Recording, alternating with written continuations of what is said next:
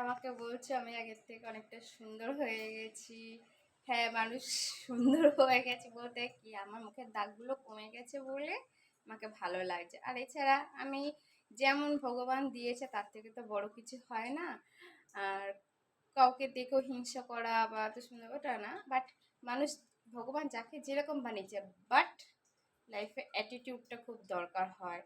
হ্যাঁ, অ্যাটিটিউডটা খুব দরকার হয়। নিজের অ্যাটিটিউড, স্মার্টনেস নিজের উপর ডিপেন্ড করে।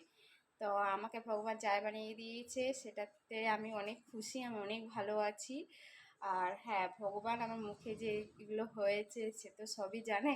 তো যাই হোক, সবাই বলতো খারাপ লাগে যে ভাবছিলাম যাবোই না। তো যাই হোক, টপিকলে গিয়ে আমি দেখিয়ে এসেছি, সত্যি ওষুধগুলোতে খুব ভালো কাজ করেছে, বাট এখনও আছে অল্প অল্প।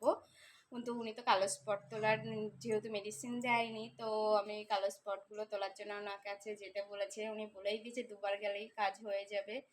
তো আমি আবার যাব। 5,000 টাকা, 4-5 হাজার টাকার মেডিসিন দিয়েছে, তো কিনেছি, খাচ্ছি, মাখছি। এইবারে আবার যাব।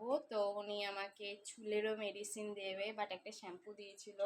আমার বিয়ের আগে প্রচণ্ড চুল লম্বা ছিল, বাট বিয়ের পরে আমি স্ট্রেটিং করেছিলাম। আমার বাবু হওয়ার পরে আমার চুলগুলোকে কেটে ফেলেছিলাম, কারণ হচ্ছে খুব চুল উঠছিল, তার জন্য ছোট করে ফেলেছিলাম। তারপরে এতটাই চুল উঠছিল, তারপরে কি বলবো, যাই হোক আমাকে এখানে মেডিসিনটা একটা শ্যাম্পু দিয়েছে, শ্যাম্পুটা খুবই ভালো, আর বলেছে চুলটা ভালো হবে। সত্যি চুলটা অনেক আগের থেকে বেটার হয়েছে, বাট আরও দেবে, মুখেরও দেবে, আর সত্যি কাজ হবে সেটা তো আমি ভালো করে বুঝতে পারছি। তো আবারও যাব। যারা বলছে দিদি তোমাকে ভালো লাগছে তাদেরকে থ্যাংক ইউ, ধন্যবাদ।